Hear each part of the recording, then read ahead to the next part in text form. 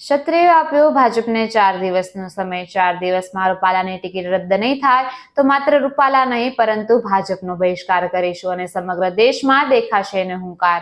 નમસ્કાર, હું છું ઈમાની, આપ જોઈ રહ્યા છો ન્યૂ ગુજરાતી ન્યૂઝ। રાજકોટના મોરબી રોડ પર શહેરથી 15 કિલોમીટર દૂર રતનપર ખાતે ખુલ્લા મેદાનમાં 4 કલાક ચાલેલા ક્ષત્રિય અસ્મિતા મહાસંમેલનમાં અભૂતપૂર્વ જનસેલાબ વચ્ચે વક્તાઓએ એક સૂરમાં ભાજપને લલકાર કરીને તારીખ 19 સુધીમાં રૂપાલાની ટિકિટ રદ કરવાનું અલ્ટિમેટમ આપ્યું હતું।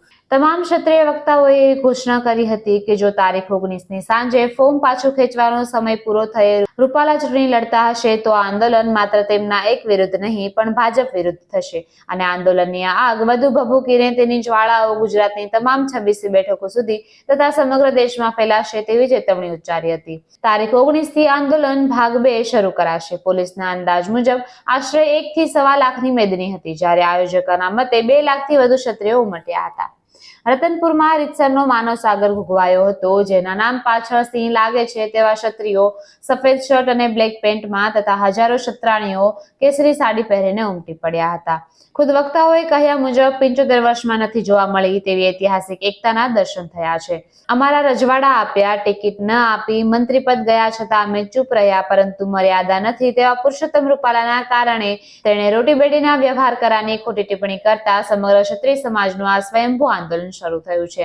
આ આંદોલનમાં કોઈનો પણ દોરી સંચાર નથી, તે થઈ શકે તેમ નથી। કોઈ રાજકીય પાર્ટી નથી પરંતુ સમાજનું સ્વયંભૂ આંદોલન છે અને અમારી કોર કમિટી પણ આંદોલનને માત્ર માર્ગદર્શન આપવા માટે છે, કોઈ આંદોલન અટકાવી શકે તેમ નથી। ભાજપને રાજકોટ બેઠકના ઉમેદવાર અને કેન્દ્રીય મંત્રી પરસોત્તમ રૂપાલાની ટિકિટ કાપવાની એકમાત્ર માંગ સાથે યોજાયેલા આ સંમેલનમાં માથા વાઢવાનો નહીં પણ માથા ગણાવવાનો સમય છે તેવા સૂત્ર સાથે માથા ગણ્યા ગણાય નહીં એટલા જોવા મળ્યા હતા। ક્ષત્રિય આંદોલનની સંકલન સમિતિના રમજુભાઈએ કહ્યું કે રૂપાલાએ બફાટ કર્યા બાદ માફીનો માત્ર ડોળ કર્યો છે, પણ જેમનો પ્રશ્ન હતો તે સમાજને પૂછ્યું જ નહીં। આ સ્વયંભૂ આંદોલન છે, તેમાં કોઈ રાજકારણીનો દોરી સંચાર નથી અને થઈ શકે તેમ પણ નથી। આ પૂર્વ આયોજિત લડત પણ નથી। ટિકિટ રદ એટલા માટે જ કરવી પડશે કેમ કે આ સિવાય હવે ક્ષત્રિય સમાજને બીજું કોઈ સમાધાન ખપતું નથી। કોઈએ અમારો ધર્મ શું છે તે સમજાવવાની જરૂર નથી। બીજા રાજ્યથી આવેલા રાજકુમારે કહ્યું કે રૂપાલાએ સિંહના મુખમાં હાથ નાખ્યો છે। દેશના ક્ષત્રિય આગેવાન મહેપાલસિંહે કહ્યું કે પોલીસ મને શોધતી હતી પરંતુ હું છુપાતો નથી।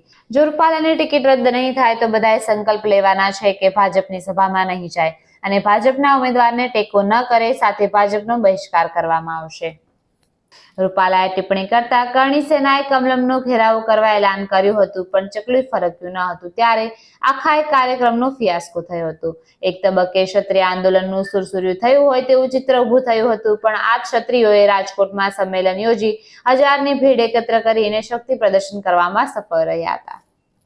આ સભામાં તૃપ્તિબા રાહુલે પણ હુંકાર કર્યો હતો। તેમણે મહાસંમેલનમાં કહ્યું કે સ્વાભિમાન સાથે ક્યારેય સમાધાન નહીં થાય। આપણી લડાઈ લાંબી છે। આપણા સમાજના બીજા ભાઈઓને આપણને સમજાવવા મોકલવામાં આવી રહ્યા છે, ત્યારે લોહી તો એમનું પણ ઉકળતું હોય પરંતુ એમની કોઈ મર્યાદા વચ્ચે આવતી હોય। આ સાથે એમ પણ જણાવ્યું કે સમાજના પ્રશ્નને નજરઅંદાજ કરવામાં આવી રહ્યો છે, ત્યારે વિરોધ અને વિવાદના કારણે બેઠક પરથી ઉમેદવાર બદલવામાં આવે।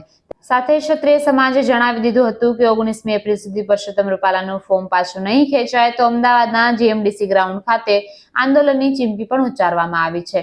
દેશભરમાંથી ક્ષત્રિયો ત્યાં આવશે તેમ પણ જણાવ્યું છે। પરસોત્તમ રૂપાલાની ઉમેદવારી રદ થાય તે જ ક્ષત્રિય સમાજની માંગ છે।